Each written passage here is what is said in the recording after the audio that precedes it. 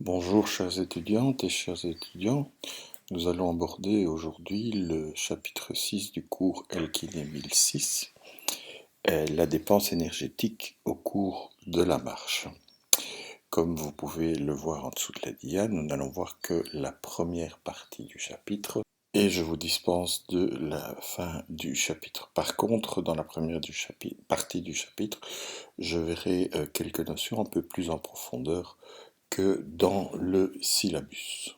Donc, qu'est-ce qu'on entend par dépense énergétique? Eh bien, si je reprends le petit schéma que vous voyez ici et qu'on a déjà commenté maintes fois, on va donc mesurer l'énergie chimique qui rentre dans le système et on va essayer d'évaluer la quantité d'énergie qui est consommée par l'organisme pour réaliser la tâche ici pour marcher. Comment va-t-on mesurer cette dépense énergétique? Il y a plusieurs méthodes. Il y a d'abord la calorimétrie directe, où en fait cette technique et cette méthode est basée sur le principe de la thermodynamique, qui dit que l'énergie utilisée dans tous les processus physiologiques va se dissiper en chaleur. Et donc on va mesurer la chaleur qui est produite au cours de l'exercice. La mesure de la calorimétrie directe doit s'effectuer dans une pièce à température contrôlée et qui doit être étanche aux échanges gazeux. C'est donc une méthode assez lourde et assez compliquée. Par contre, on peut aussi utiliser ce qu'on appelle la calorimétrie indirecte, qui elle est basée sur le principe physiologique qui dit que toute dépense d'énergie est liée à une consommation d'oxygène. On va donc mesurer la consommation d'oxygène et en déduire ensuite la dépense énergétique. Si je peux comparer avec un feu, dans la méthode de la calorimétrie directe, si je voulais mesurer la quantité de chaleur produite par le feu, eh bien je mesurerais les calories que le feu produit en mettant le feu dans une pièce où on peut contrôler, mesurer la température qu'il produit. La calorimétrie indirecte consistera à mesurer l'oxygène que brûle le feu et à partir de la mesure de l'oxygène d'en déduire le nombre de calories qui a été brûlé en sachant qu'il faut par exemple euh, X litres d'oxygène pour produire N calories de chaleur. Donc revenons maintenant à la consommation d'oxygène au cours de l'exercice. En fait, ce qu'on va faire, c'est qu'on va mesurer à la fois la consommation d'oxygène, mais aussi la production de CO2. Euh, alors, pour faire ces mesures, il y a des appareils qui sont fixes et le sujet évolue sur un tapis roulant. Donc l'appareil, comme vous pouvez le voir sur la photo en haut à droite, l'appareil se trouve sur un meuble à côté du tapis roulant et la personne se déplace sur le tapis roulant. On a pu prouver que marcher sur un tapis roulant est à 99,9% équivalent à marcher sur le sol plat.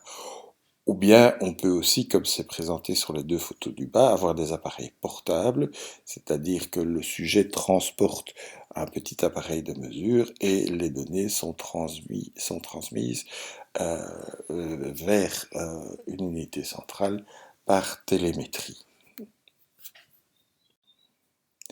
Alors on va expliquer maintenant un peu plus en détail comment on effectue cette mesure de la consommation d'oxygène et de la production de CO2. Donc, vous voyez qu'on écrit VO2 avec un petit point sur le V. Qu'est-ce que ça veut dire? V, c'est un volume, donc on mesure un volume, et le petit point est un symbole mathématique qui signifie que on fait ça par unité de temps. Donc V avec un point au-dessus, c'est un volume par unité de temps. Dans le cas présent, ce sont des litres par minute. Alors, soit des litres d'oxygène par minute quand c'est la VO2, et des litres de dioxyde de carbone quand c'est la VCO2. Alors, voyons maintenant un petit peu plus en détail comment on effectue cette mesure de la VO2 et de la VCO2. Alors, vous voyez, le sujet porte un masque. En fait, ce masque comprend une valve qui s'ouvre lorsque le sujet inspire. Et donc, au moment où il inspire, il va avaler, si vous voulez, de l'air ambiant, de l'air extérieur. Alors, il faut savoir que l'air ambiant, partout sur Terre, comprend 78% d'azote, 21% d'oxygène et 1% de tous les autres gaz, dont 0,04% de dioxyde de carbone. Et donc, que vous soyez au niveau de la mer ou que vous soyez au sommet d'une montagne, il y a toujours cette proportion d'azote, d'oxygène et de gaz rares dans l'air, ce qui est que si vous êtes au sommet de la montagne, il y a moins d'air que si vous êtes au bord de la mer, mais toujours les mêmes proportions sont respectées. Donc le sujet inspire cet air, il ne faut évidemment pas mesurer la quantité d'oxygène dans l'air ambiant, elle est bien connue. Ensuite, quand le sujet va expirer, la valve va se fermer et il va souffler tout l'air à travers ce cylindre qui est schématisé en rouge. Et vous voyez cette espèce de cylindre noir qui se trouve attaché au bout du masque sur la photo. Et donc, ce cylindre contient une turbine qui va mesurer le débit d'air expiré, c'est-à-dire il va mesurer euh, la quantité d'air expiré par minute et elle va mesurer également le temps et donc on va avoir le volume d'air expiré. On va prendre dans cet air expiré, la machine va prendre un échantillon pour mesurer la concentration en O2 et en CO2. Alors, dans l'air expiré, il va y avoir environ 16% d'oxygène. Donc, je vous rappelle, dans l'air ambiant, il y a 21%. Ça va être donc appauvri en oxygène puisqu'il n'y aura que 16%. Et le CO2, qui était de 0,05%, va environ monter à 5% dans l'air expiré. Voyons maintenant ce qu'on va faire avec ces mesures pour obtenir la VO2. En fait, on va prendre le débit d'air expiré, donc qui est en litres par seconde, et on va le multiplier par la différence entre la quantité d'oxygène dans l'air ambiant et la quantité d'oxygène dans l'air expiré. Donc prenons un exemple, on a un sujet qui a expiré avec un débit d'1 litre par seconde, et on va multiplier ce litre par seconde par la différence entre 21% quantité d'oxygène dans l'air ambiant et moins 16% quantité d'oxygène dans l'air expiré. Donc on va multiplier 1 litre par seconde par 5%, ce qui nous donne 0,05 litres par seconde, soit 3 litres d'oxygène par minute. Donc cela veut dire que dans cet exercice, le sujet est en train de consommer 3 litres d'oxygène par minute d'exercice. Alors, de façon pratique, comment est-ce qu'on réalise l'expérience? Eh bien, on va donc d'abord faire une mesure avec le sujet qui se tient simplement debout. On va donc mesurer ce qu'on appelle son métabolisme de base, c'est-à-dire qu'on va mesurer la quantité d'oxygène qu'il est en train de consommer juste pour faire battre son cœur, pour respirer, pour digérer et pour se tenir dans la position debout. Et ensuite, on va réaliser un exercice, c'est-à-dire qu'on va demander au sujet, soit sur un tapis roulant, soit sur un circuit, de marcher à une vitesse, par exemple, à 2 km/h. Alors, qu'est-ce qu'on va observer? Eh bien, on va voir que au moment où on va commencer l'exercice, la consommation d'oxygène va augmenter, comme vous pouvez le voir sur le graphe. Elle va augmenter progressivement pour atteindre un plateau. Une fois que la consommation d'oxygène a atteint ce plateau, on va commencer la mesure, on va la commencer à la flèche gauche et on va la terminer au moment de la flèche de droite, c'est-à-dire qu'on va faire un enregistrement pendant environ 2 à 3 minutes. Et donc, vous voyez que vous avez à ce moment-là toute une série de points, c'est le nombre de fois qu'on a mesuré la consommation d'oxygène pendant cet exercice, et on va faire la moyenne de tous ces points. Ensuite, quand on a fini notre expérience à 2 km/h. On va par exemple faire une expérience à 6 km/h. Et puis on va demander au sujet de courir, ou de marcher à 3 km/h, puis à 5, puis à 4, etc. Et donc pour chaque point, on va obtenir une valeur de la VO2, et on va faire la même chose évidemment pour la VCO2. Et donc cette valeur de la VO2, ce seront des litres d'oxygène par minute. Et donc une fois qu'on a cette valeur de consommation d'oxygène en litres par minute, il faut encore calculer l'équivalent énergétique, c'est-à-dire dire combien d'énergie m'a permis de dépenser cet oxygène que j'ai consommé. Alors, pour cela, on va mesurer ce qu'on appelle le quotient respiratoire en français, ou le Respiratory Exchange Ratio, RER en anglais. Et donc le RER, c'est le rapport entre la VCO2 et la VO2. En règle générale, euh, lorsqu'on se tient au repos ou lorsqu'on fait un exercice modéré, on rejette moins de CO2 qu'on en avale d'oxygène. Et donc ce rapport est plus petit que 1. En fait, ce rapport est de l'ordre de 0, est compris en fait entre 0,7 et 1. 0,7, c'est lorsqu'on est en train de consommer des graisses, et il monte à 1 lorsque on consomme des sucres.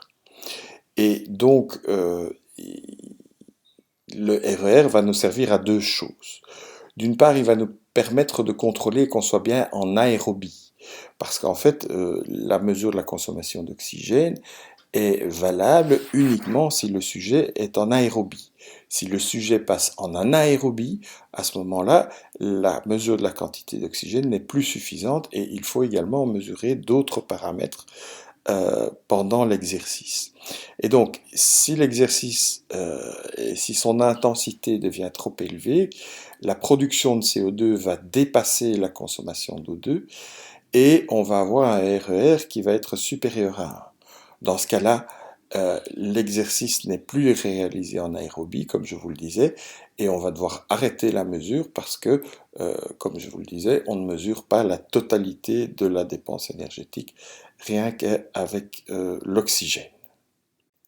Le RER va également nous servir à calculer l'équivalent énergétique de l'oxygène. En fait, l'équation vous est présentée là au-dessous. 1 millilitre d'oxygène sert à produire 16,1 plus 5 fois le RER en joules. Donc par exemple, l'exemple qui est montré ici, si vous avez un RER à 0,8, 1 millilitre d'oxygène va servir à produire 20,1 joules d'énergie. Donc mon équivalent énergétique est 20,1. Prenons l'exemple où le sujet est en train de consommer 3 litres d'oxygène par minute au cours d'un exercice. Donc ça veut dire qu'il consomme 3000 millilitres d'O2 que je multiplie par 20,1, et donc j'obtiens que le sujet est en train d'utiliser 60 kilojoules par minute d'exercice. Et donc si je ramène ça en secondes, je divise par 60 évidemment, et donc ceci me donne 1 kJ par seconde, soit 1 kW. Et donc la puissance développée par le sujet est de 1 kW. Et pour développer cette puissance d'1 kW, comme je vous le disais, il va donc consommer 3 litres d'oxygène par minute. Et donc, voyons maintenant ce qui se passe pendant la marche. Et donc, sur le graphe ici, vous avez la puissance brute développée au cours de la marche en fonction de la vitesse. Qu'est-ce qu'on entend par puissance brute? Ben, c'est la mesure qu'on a effectuée, et donc c'est la consommation d'énergie, c'est la puissance que développe le sujet pendant qu'il est en train de marcher. Chacun des points sur le graphe représente une vitesse de marche. Donc pour chacun des points, on a fait une expérience, on a fait marcher le sujet pendant 3 minutes, on a mesuré sa consommation d'oxygène et on l'a transformé en watts. Alors ce qu'il faut savoir, c'est que si on prend des sujets adultes, la puissance qui est développée pendant la marche, elle est proportionnelle au poids de l'individu. Ça veut dire qu'un individu qui pèse 100 kg va consommer, va développer une puissance 2 fois plus grande qu'un individu de 50 kg. Donc, pour pouvoir comparer les individus entre eux, on va diviser la puissance brute par le poids de l'individu pour obtenir donc des watts par kilo.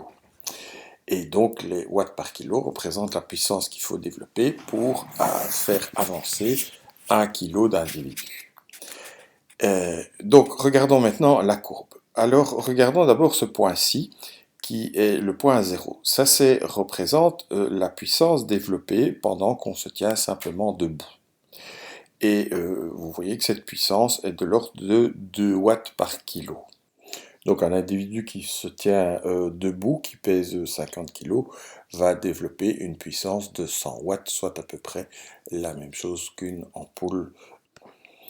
Vous pouvez également constater que la puissance augmente suivant une courbe curvilinéaire avec la vitesse. En fait, cette courbe est une polynomiale au carré, ce qui veut dire que la puissance augmente avec le carré de la vitesse, suivant l'équation AV carré plus BV plus C égale la puissance brute.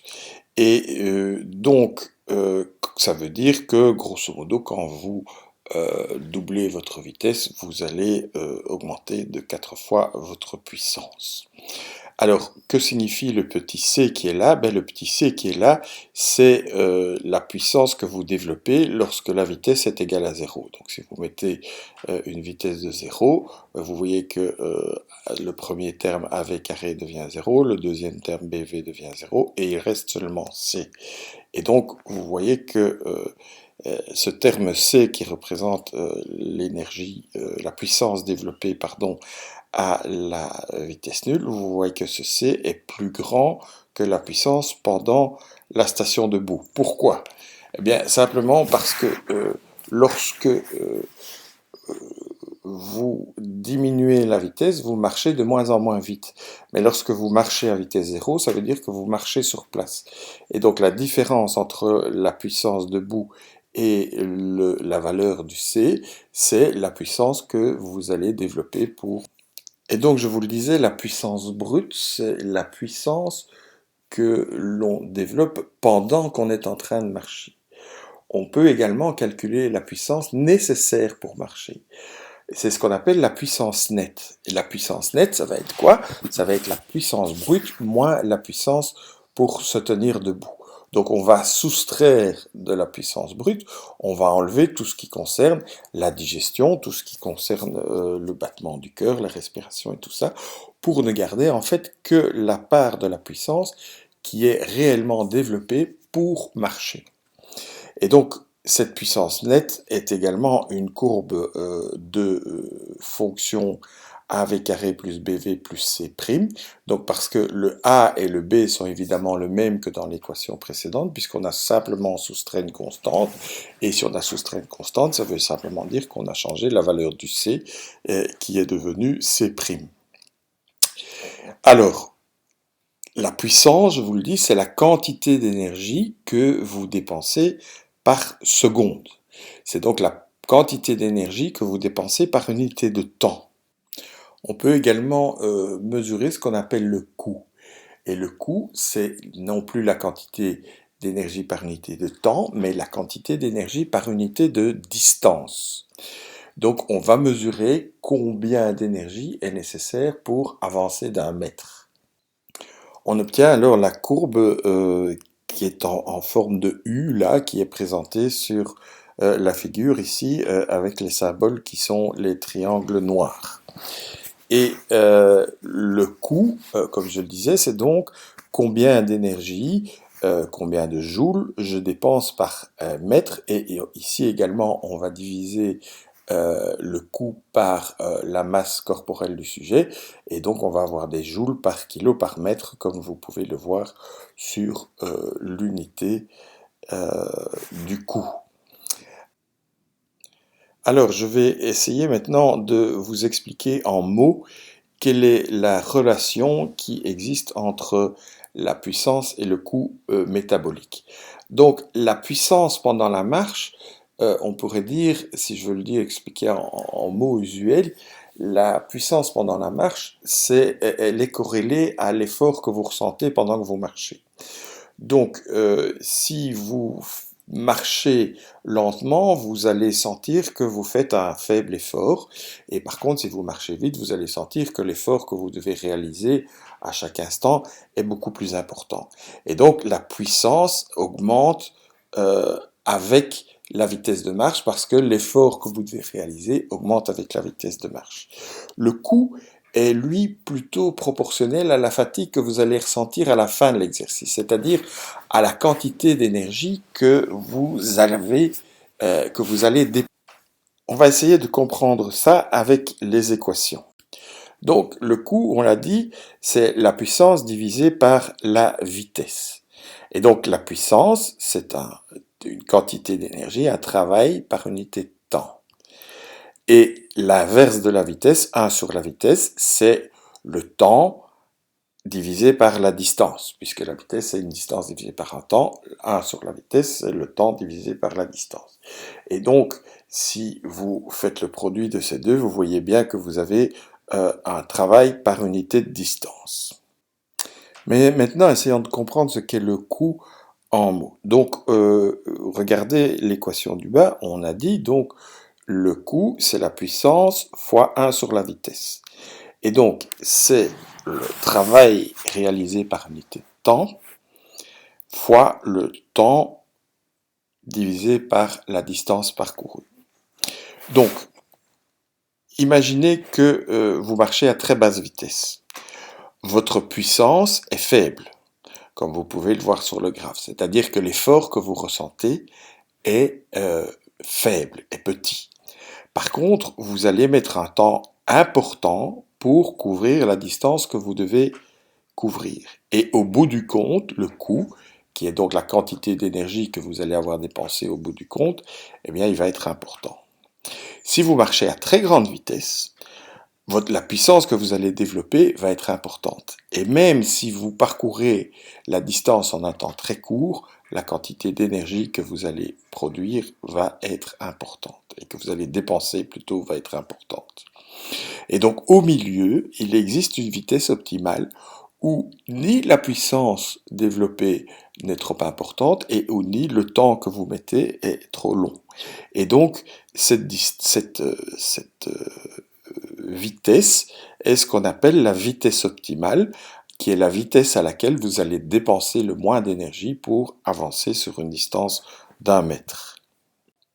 Et donc, revoyons une dernière fois ça sous forme d'équation. Donc nous l'avons dit, la puissance est égale à AV carré plus BV plus C. Si je divise la puissance par la vitesse, j'obtiens le coût. Et l'équation du coût, ce sera donc AV plus B plus C sur V, qui est donc cette courbe en forme de U que vous voyez là.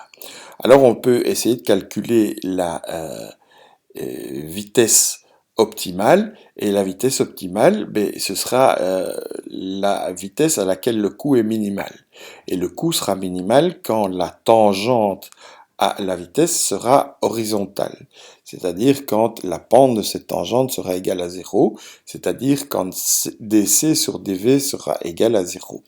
Et donc on peut calculer dc sur dv qui va me donner a moins c sur v carré égale 0, et je peux résoudre cette équation pour voir que en fait la vitesse optimale va dépendre à la fois du facteur a et du facteur c par l'équation racine de c sur a. Et donc je vous rappelle quelle est ce que signifie le c, c'est la valeur de la puissance lorsque la vitesse est nulle, et le A eh bien, représente la pente, si vous voulez, de la courbe AV carré plus BV plus C, c'est-à-dire que plus A est grand et plus la puissance va monter vite en fonction de la vitesse.